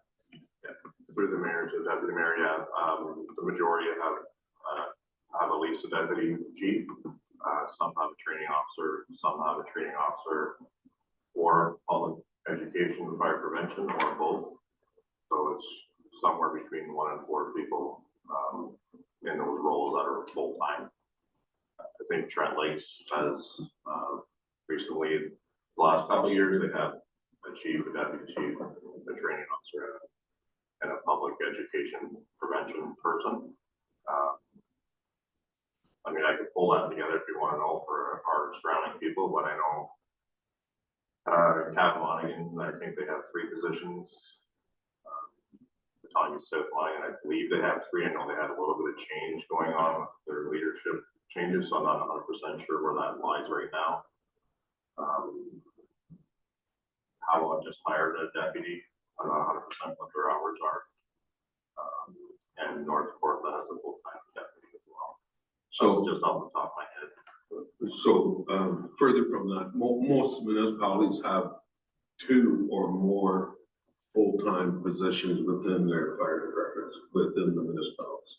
Right. Just some further question I have was, so for a deputy chief to be a full-time, yourself and the deputy chief, so there's probably a progression you have in place if you were away or on holidays, somebody else would come into that position to fulfill that role if in your absence or in the deputy chief's absence. Is that, would you have some plans to do that, or what's your plans around that? So through the mayor and the deputy mayor, currently we work with between Jess, Derek and myself. We always make sure that there's somebody here for coverage. Typically, the deputy and myself aren't away at the same time, but if there is a small piece, we always make sure that there's somebody else here. We also have district chiefs. So sometimes we'll just say, hey, can you monitor the radio, or make sure that you're here for assistance if they need it. So we try to work with that upper tier of officers to make sure there's always coverage. Just on that, sorry, follow up on that, the chief, do you correspond with other municipalities to fill that role sometime through mutual aid as well? Does that happen as well? So through the mayor to deputy mayor, yeah, we often would, if I'm away or whatever, especially in the earlier years when my deputy was a little bit more green, we would make sure that he knew that he had support from a neighboring chief. And we also have our county coordinator who's available to assist in those events where there's something that's out of the norm that they may not see every day, that they can connect with them to get those supports. So we've been doing that for many years. Yeah, thanks, Chuck. I have Councilor Watt and then Councilor Johnston. Thank you. Oh, and Councilor Goodward, sorry. Jesus, they know you had any questions 5 minutes ago. No. You guys raised them all when you started. There you go, Councilor Watt. Chuck, thank you very much. One of the things here is engaging seniors. And why I'm questioning or asking about that is, I had a phone call over the holidays from a gentleman that's been a widower for a year, maybe more, I forget. Himself and a few others have put a little thing together for checking on each other. He says, we're all getting up there, we're in our 80s and some in their 90s and stuff like that, and some of them have phones and some of them don't, and so on and so forth. But he says, he asked me if the township, especially the emergency services fire department, if they had any kind of program, especially around Christmas time, but literally all year round, to do checks on seniors, stuff like that, because he says, you wouldn't believe how many are in this township that are single, either widows or widowers, live on their own still, but no kind of, if they fall, and I know there's all kinds of gadgets now we fall, but just the checkup thing I said, I don't know, I'll ask the question. I thought when I see engaging seniors, maybe that's a good time to ask if the township has ever, do we have something like that, or have we ever considered maybe looking into something on a small scale and see if we can make it bigger as we go. Chief? Sure, through the mayor to Councilor Watt. We do have educational programs that we have done historically, but everything is sort of stopped at the pandemic, and people are getting back together and seeing if those, we haven't had, normally we get the request to come and deliver an education program and focus it on a specific group. We haven't had those, so I'm not sure if they're gathering or not gathering, or they're just doing other things right now. But we certainly have those tools and educational components that we can try to do, that we have done to groups. When it comes to individuals, we do get a lot of phone calls. We offer any assistance that we can over the phone, and if they need any help with any of their alarms or things like that, we're always eager to go in and give them a hand and make sure that they're protected. So we do that as it comes up. And his more thing was, and one of those things, whatever, it was like, if something happens to him, he could be, in other words, passed away for 3, 4, 5 days, and nobody's ever checked on him, like that. So that was kind of more of a thing, like, every 2 or 3 day checkup, just say, are you okay? Are you still, is there anything you need? And like that. It's a big project, but I thought, you know what, we do have a lot probably in this township fall into that category of being senior singles.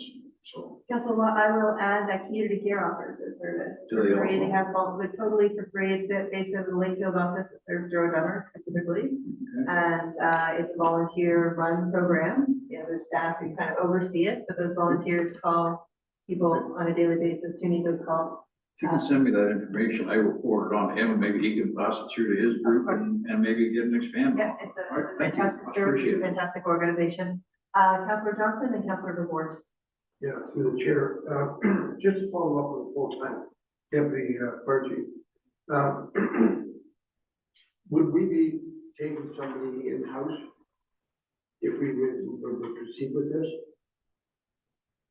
Through the mayor to Councilor Johnson, we'd have to, I guess, check with our administrative and see what the process is. I'm very happy with our current deputy. He has been appointed by council. He's doing a great job. I know he's willing to do the job. Check with our CAO and see what that process would be, what it look like, But so what I'm getting at is that he would be able to, if he's working part-time somewhere else, or whatever, he'd be able to, as far as you're concerned, jump in full-time on this? through the mayor, yes. I just really wouldn't wanna have to go to technical service. But Councillor Reward. Thank you through you, Mayor Watson. Just a quick question on the master fire plan with the 56 recommendations there. Are those like optional things that we could do in like the recommended best practices, I assume, versus items that are mandated? Through the mayor to Councilor Babu, if I understand your question right, are you asking if there's mandatory things in the master fire plan versus optional ones? Correct. Yeah, yeah. Yeah, so I haven't divided it out between what is mandatory. I guess there's a lot of best practices and updating. There's a lot of stuff that we have but needs to be refreshed, and there's been some changes, and the certification is a newer one that we have to adopt and change our practices based on that.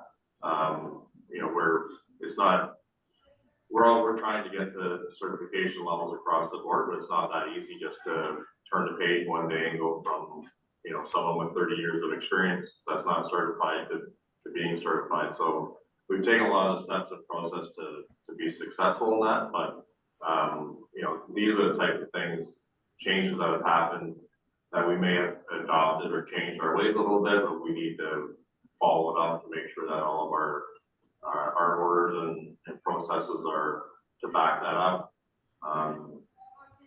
So there's definitely things in there that are not legislatively required, but they are kind of best practices and they meet standards, whether there's section 21, which is NR, the Health and Safety Act, and then NFPA standards, CSA standards. So there's a lot of things there that it's a gray area, whether it's legislative or not, but you can still be held accountable to a standard that exists. So a lot of them are dealing with those standards, but of the 56 recommendations, I have to go back through to see how many are absolute versus discretionary, I guess. Thank you. And then just one quick follow-up on that as well. Are there any third-party private sector providers that could do some of this work on an ad hoc as needed basis? Like when you talk about refreshing documents and programs and procedures and whatnot, a lot of those are kind of one-off types of projects versus a full-time type of role. So could we use a consultant or third-party provider on some of these items? Councilor Baru, I think some of them that you could maybe entertain that. There's a lot of things that are very specific to us that they're not a rubber stamp. You might be able to get some framework, but not specifics. Because even in Hero County, we do similar things, but we do them, maybe our needs and circumstances are different than our neighbors. Our resources may be different, our capacity and numbers and fire stations and firefighters are all different. The equipment's a little bit, could be a little bit different. So some of it could be possibly entertained that way.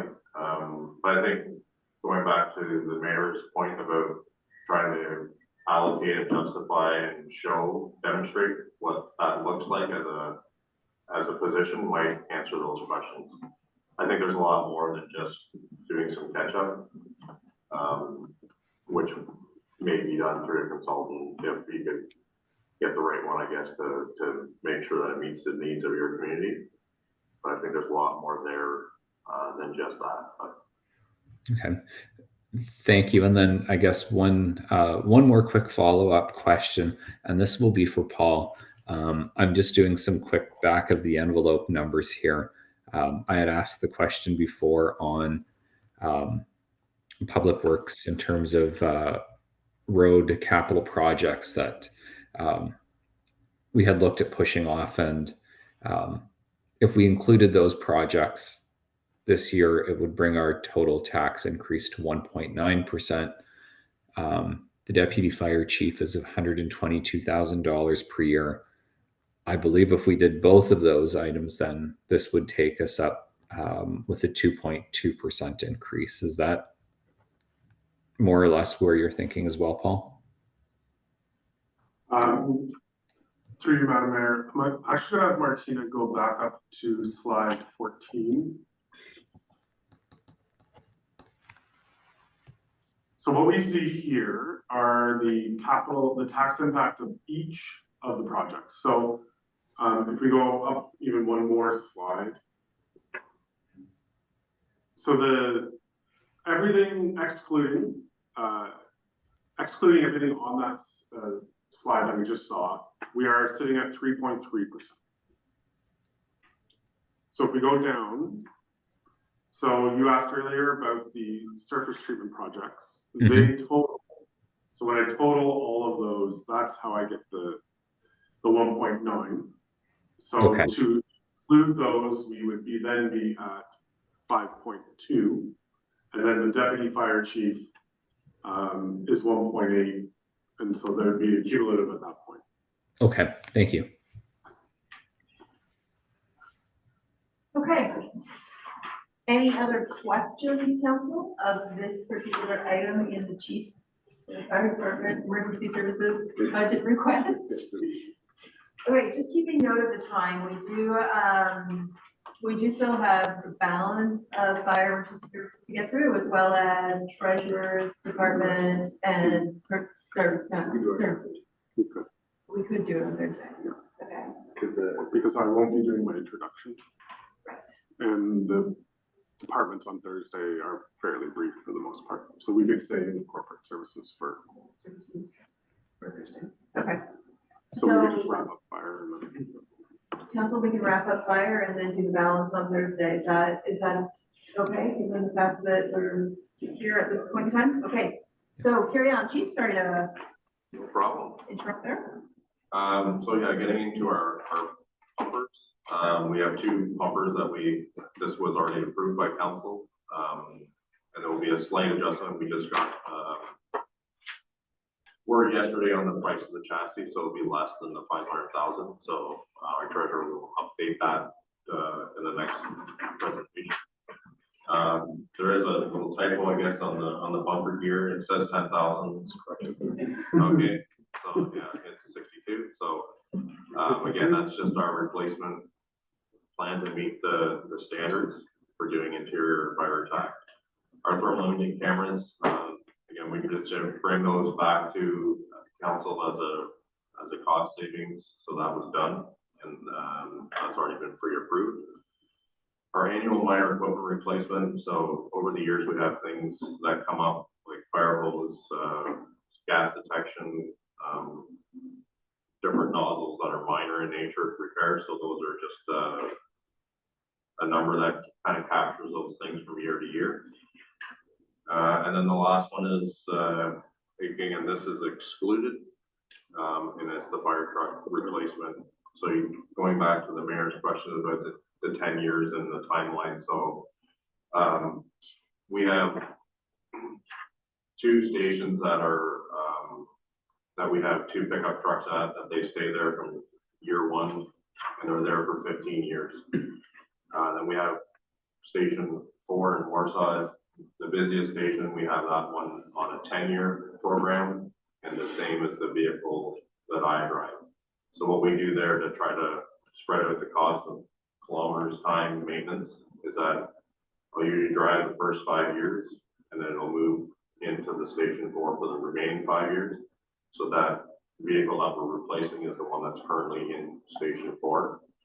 That way we're keeping the mileage a little bit lower, and those 2 mesh as the timing came up that way.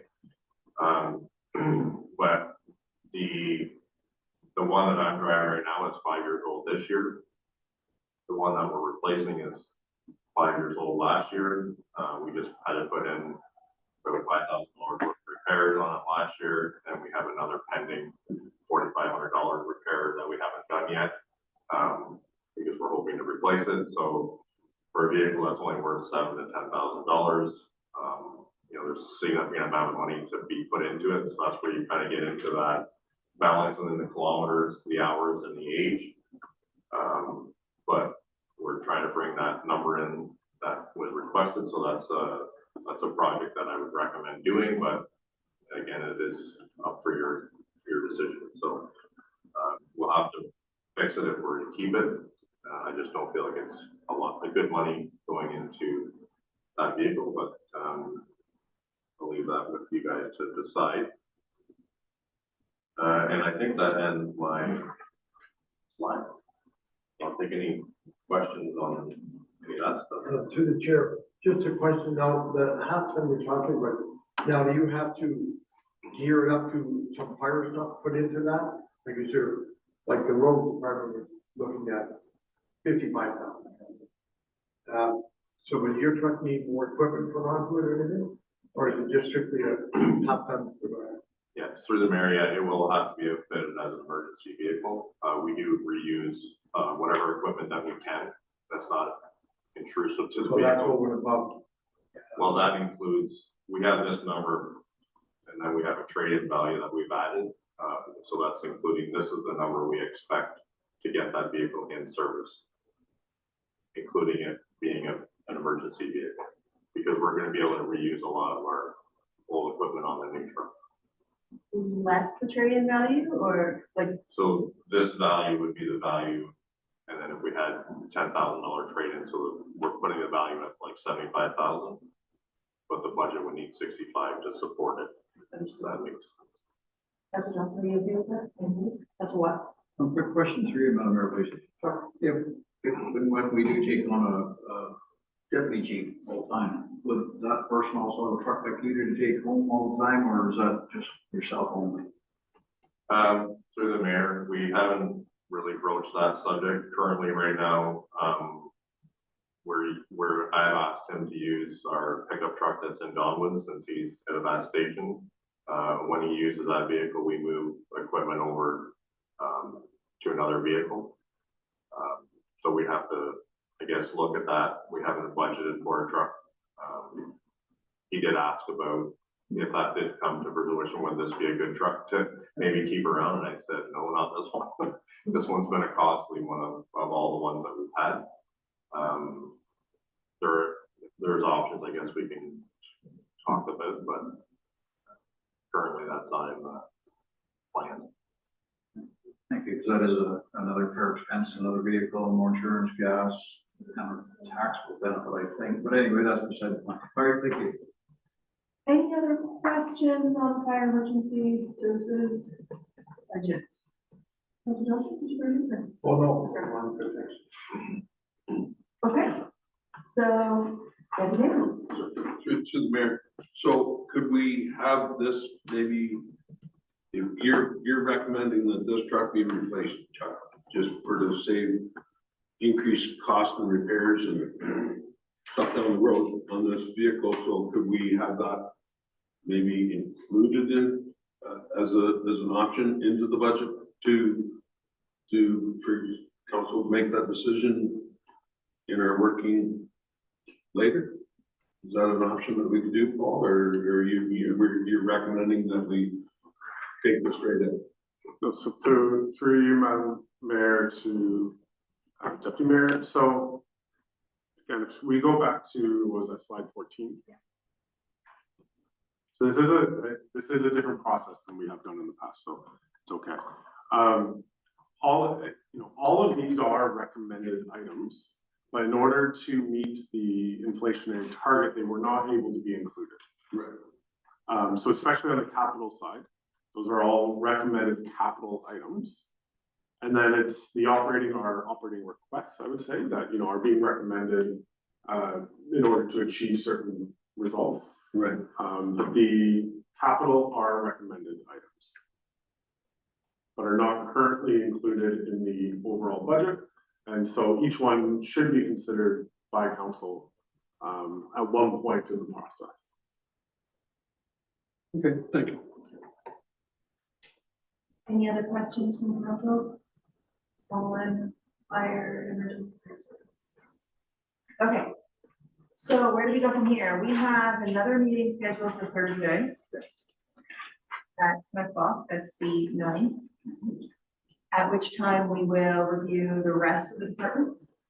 Have them present to us an opportunity for questions. Council has asked for some feedback or for some additional information from staff at this point in time. So with that, then I guess we are just simply looking for a motion to adjourn this meeting. Oh, yes.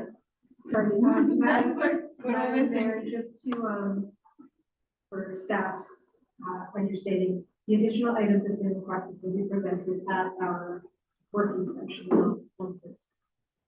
Thank you for that clarification. And I think that makes sense. Yeah. Councilor Johnson? Chair, is all the rest of the meeting in here now? Yeah, it's all in the document and it was. No, It's in the document that you have. It was posted online before Christmas and distributed to council before Christmas, to be able to review. So this is where we can ask questions of staff as they present their specific requests with respect to the departments. Now for motion to adjourn? All right, wonderful. Motion to adjourn. Councilor Watts, Deputy Mayor Nelson, all in favor. Thank you, everyone. That motion Thank you. carries. Thank you. Thank you.